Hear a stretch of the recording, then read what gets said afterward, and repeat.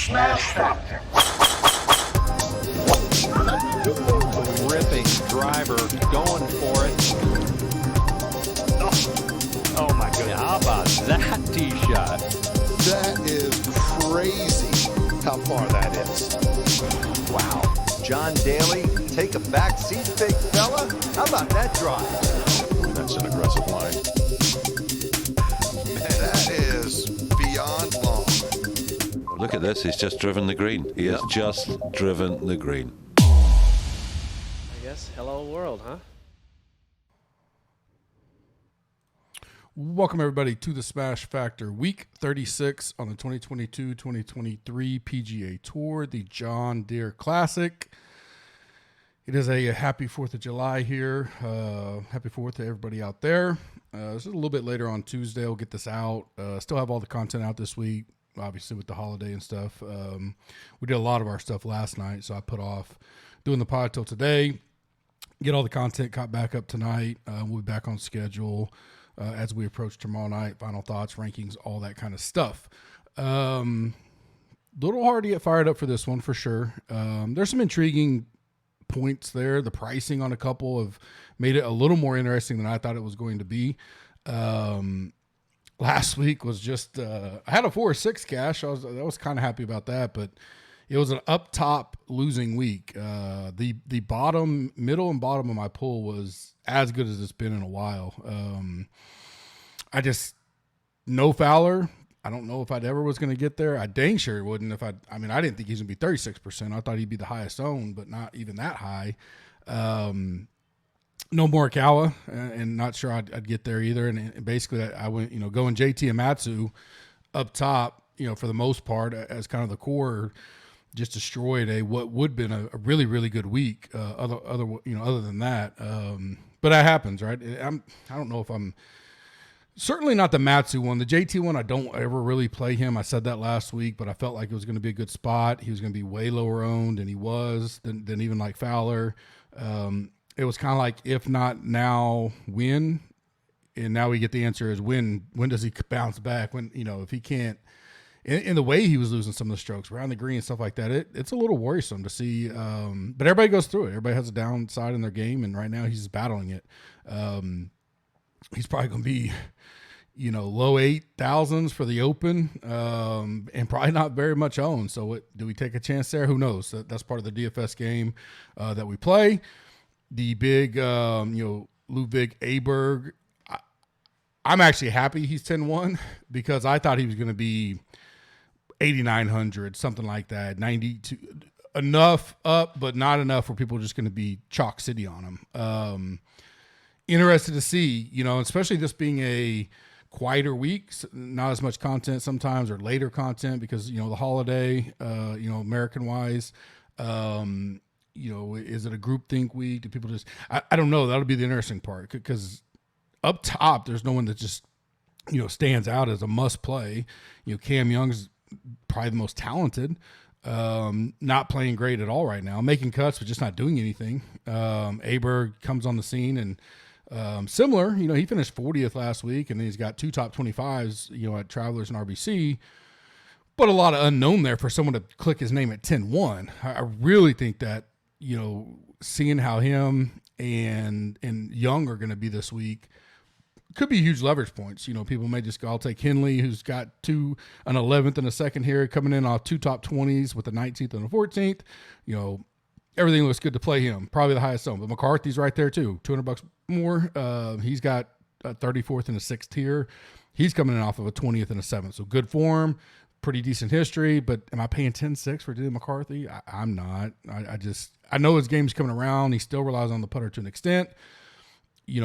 Maybe I'm a fool again this week, and I go Aberg Young at much lower ownership, and we're sitting there Sunday, and Henley and McCarthy's in the top 5 battling for the win. I guess sometimes you start second guess your process, but I just don't see that there's a process where I get to Fowler last week at 36%, and with common theme this year, highest priced or top price guys with a lot of ownership doing well. Now it's been a lot of Scheffler, Rahm, and some of those, but for the field and everything, he was the highest price and was, one of the betting favorites by the end of the week, and he winds up winning. We've seen that quite a bit this year, so it does make you second guess some of the golf DFS stuff, but we'll try to battle through it this week. Next week's Scottish Open, and then we get the Open 2 weeks from tomorrow. Will be the night before the Open. 2 milli makers posted up there for them.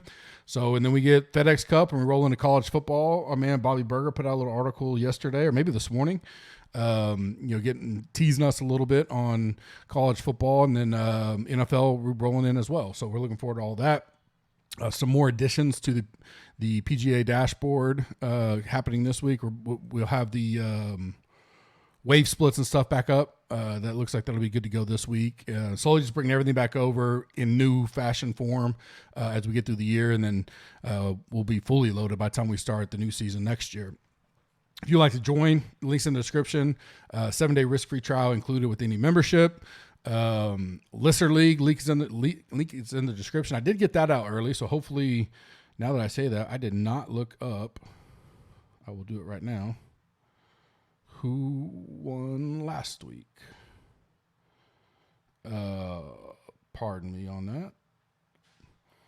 I actually think I cashed in the I think that's where I cashed was in several of the listener leagues out there with the 4-6. So the winner last week, IMDMS. Looks like DFS Army logo. He had Morikawa, Fowler, Taylor Moore. I love Taylor Moore last week.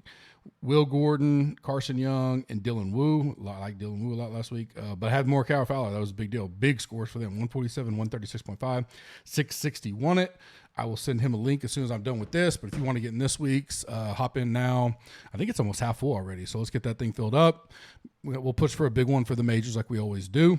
We're at TPC Deer Run. Silvis, Illinois, par 71, 7,300, 4 par 3s, 3 par 5s, 11 par 4s. 14th hole is drivable, so you can kind of count that in if you want to. Easy fairways to hit, pretty easy greens, bent grass greens, pure bent grass greens. Going to be kind of a birdie fest like we've seen the last 2 weeks. You're going to see low 20s, maybe high teens, kind of depending on weather and that kind of stuff. But you're going to have to score 4 or 5 under a day to be there come Sunday with a chance to win. Weather looks nice right now. Some late rain Wednesday. I only say that because it really could emphasize going early guys, first round leader and showdown. If they get soft, pretty good rain Wednesday night, it's not going to impact. Thursday and Friday look great, so no impacts there. Chance of rain Saturday, scattered, nothing too crazy. But they get a nice rain Wednesday. Those guys going out early might have some fresh, soft greens to attack. I don't know if there'll be a big enough advantage to go, do we load up on AM, PM? I don't know that yet. I don't think I would factor that too much, but possible. But certainly would make me want to go a little heavier on round one showdown and load up first round leaders Thursday morning. Cut, you're going to be around -3, -4. Winner, like I said, -18 to -20. Some prior winners here. Stricker won it 3 times in a row. Spieth won twice. Ryan Moore, DeChambeau, Michael Kim. Remember that year? That was the year that I think this was my, 200. It was 3 out of 4 weeks I won over 100,000 each week, and this was one of them. No one had Michael Kim that week. So, but I had Burgoon. I had Joe Damon. And I want to say HP3 was part of that team. So and those guys finished second by 8 strokes, but literally no one had Michael Kim. So it was like, it wasn't, it was like having the winner, and it was a huge week. It was $200,000 week or something like that for me. But Fratelli's won it here. I think we had him that year as the outright. Glover 2 years ago. Poston last year, of course. You see some decent wins here: 2 strokes, 3 strokes, 8 strokes. Like I said, 2 strokes, and a couple playoffs. Some guys that are runner-up: Zach Johnson, Patrick Rogers, Molinari, Ryan Moore, Kevin Na, Griot last year. So you can kind of see a mix and match. Anybody, there's no set way to win here. You just got to be able to have your irons got to be on fire, and you got to be putting pretty good. Off the tee and all that stuff's not really important. You just got to be in play, and most guys are. It's really a wedge, a second shot and putting game. Who's got hot irons and who can make the most putts is kind of what it comes down to. Stats I'm looking at: good drives, stroke gain approach, opportunities at 18 feet, birdie or better, and par 5 DK scoring. 43 guys have not played this course since 2017. That's a lot. But we see that with these weaker fields, a lot of guys getting a chance.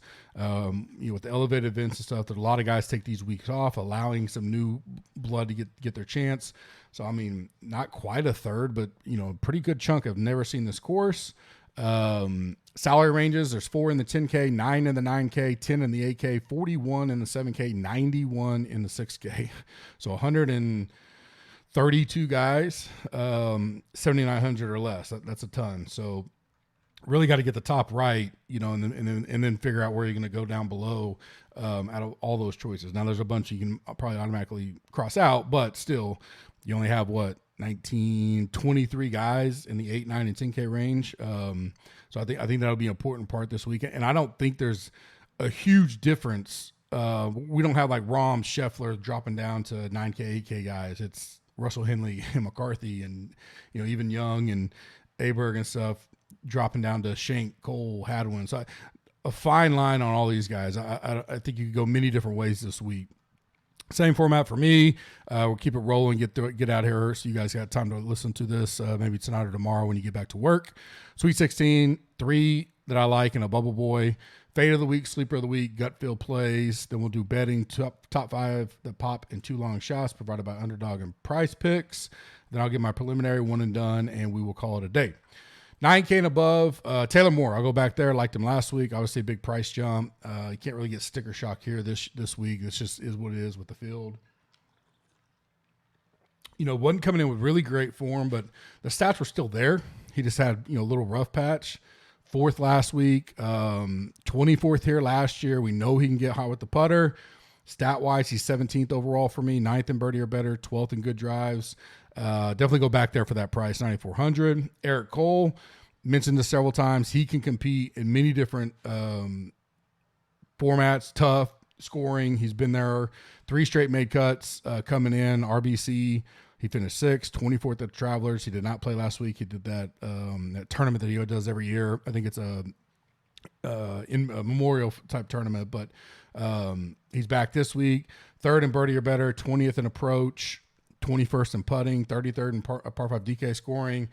Missed the cut here in 2021, but I wouldn't put a lot of emphasis on that. Outside of that, it looks really good, and for that price tag, can get down maybe a little, if you want to do a little bit of balance build this week, that could be getting 2 or 3 9K guys could be a way to get different, and maybe some 8K. We'll get to that in a second.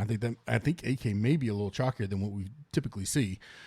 I'm going to go Cam Young. I expect him not to be that high owned. He's not coming in with good form. This is a pure playing the talent type deal. I think, he'll be lower owned, so I don't have to get crazy overweight on him. And just hope the talent comes to fruition here.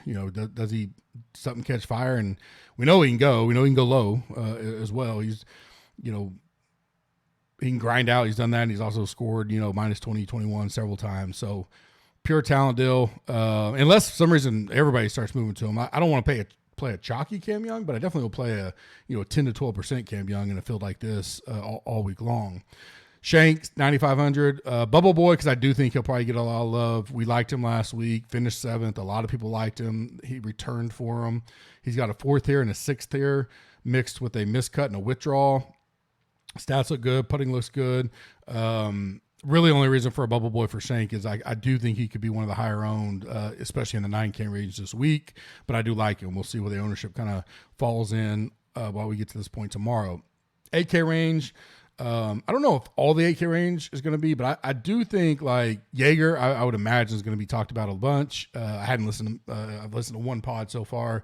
Hadn't really been on Twitter much either, but I do think he'll be talked up. I liked him last week, played him last week, got a 9th. He can score. We know that. He's top 28 or better in every stat category I'm looking at. Putter's always kind of the question mark. He's about mid-pack there, but course fit, he's 10th. 11th in birdie or better, 21st in par 5 DK scoring, 18th in stroke gain approach, and he had a fire Sunday to get that 9th. I think he shot 9 under, 7 birdies, an eagle, no bogeys at all. And he was like 0.5% owned in round 4 showdown, but he can go low. We've seen that. We just saw it. I like guys coming off a really good hot round. little concern for ownership there, but I don't mind playing him. Smalley 8,900, a 47th and a 16th here, a 25th at RBC, 9th at Travelers. He's 4th in approach, 8th in opportunities. A little worrisome on his birdie or better. He's 59th, par 5 DK, he's 79th, but he can go low and score up there, especially at 8,900. He can top 10 this event. He was 16th last year. He's got the upside to win probably, but I do feel he's right there in the mix to be top 10, with a chance on Sunday. Like the price tag as well, 8,900. Could see some ownership. We'll see. Nick Taylor, 8,200, feels a little cheap, for this field, coming off the win, a few weeks ago. Then he missed a cut at the U.S. Open. His history here. There he is. So he's got 2 missed cuts, and then in between those, he's got a 34th, a 33rd, and a 28. So, top 30 finishes in 3 out of 5 years. I like that. We know he can putt, especially on some bent greens. He's 9th in the field on that. He's just above average on all the stats. Nothing bad, nothing worse than 49th, but he's 28, 38, 36, 49, 43rd, just above average across the board on everything, which isn't bad. And his game was trending really well before the RBC. Then he kind of closes the deal there. Misses the U.S. Open, not going to hold that against him. Takes a couple weeks off. I think maybe he's refreshed. Good price, in my opinion, for this field. I like Taylor, 8,200. Doug Gim, 8,000. Started on fire last week. I don't think I played him. But he's coming in with really good form. 12th at RBC, 15th at Travelers, 33rd at RM Rocket Mortgage last week. He got an 18th here and a miscut. 9th in par 5 DK scoring, 5th in birdie or better, 14th in opportunities inside 18 feet. Love all 3 of those. We know with him, it really comes down to the putter. Can he keep the putter up for that long? An 18th here tells me he's got a chance to. 15th at Travelers. These are all, been scoring fest per se. So at 8,000, I don't mind it. Bubble Boy, because I think maybe he stays a little popular after last week. We'll see. 7K range, Lucas Glover, 7,200. Won here 2 years ago. Had a 10th and a 25th outside of that. He did miss a cut last year, but other than that, really good performances here. 4th last week, 20th at RBC. He missed a cut at Travelers. 9th on approach, 3rd on opportunity side 18 feet, 32nd birdie or better. Really for him, like a lot, comes down to the putter. We know he's made a little putting switch. Did better last week. Feels cheap, especially for a prior winner, and we know guys – multiple winners have won multiple times here. I don't mind it at all. I don't think he gets too chalky, but I'll keep an eye on that. But I do like Glover. Ryan Palmer, 7,800. Hasn't played here since 2019, but he has an 18th, a 77th, and a miscut. So just okay results. Back-to-back 33rds at Travelers and Rocket Mortgage, and that's really with putting not great at all. Tee to green game is phenomenal right now. He's 4th in overall stats for me. 3rd good drive, 7th approach, 11th opportunities, 14th birdie or better, 25th par 5 DK scoring. He just needs a putter. If he has somewhat of a good putting week at 7,800, he could legitimately be alive come Sunday. So I like that a lot. Carson Young, not leaving him, been playing him a lot. Didn't do much on the weekend, but he made the cut, 52nd. He's coming in 15th at Travelers. 2nd in birdie or better, 11th in par 5 DK scoring, 27th in putting. That alone at $7,200, I'll play that all week long. 10th in approach.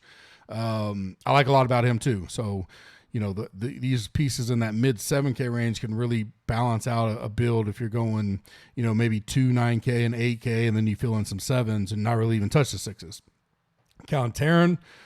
We play him quite a bit. Definitely like him in Showdown a lot because he has those spike rounds, but then he has bad ones that cost him placements. 6th here last year, so that's good.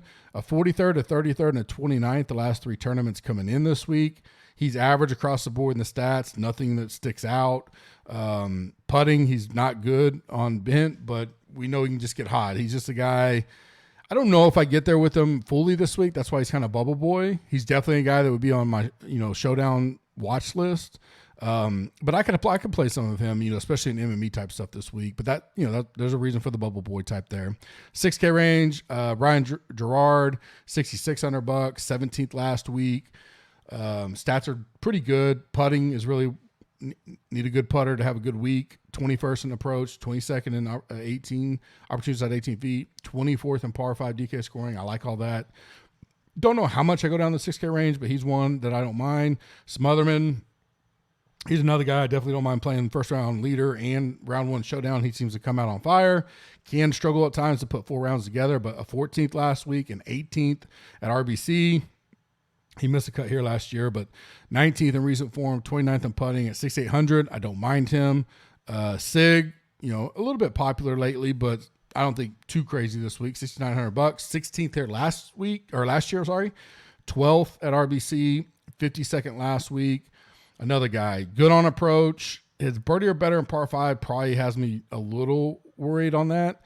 But overall, at that price, $6,900, he's got enough upside that I certainly don't mind taking a chance on him, especially showing that he got a 16th here last year, so we know he can get it done.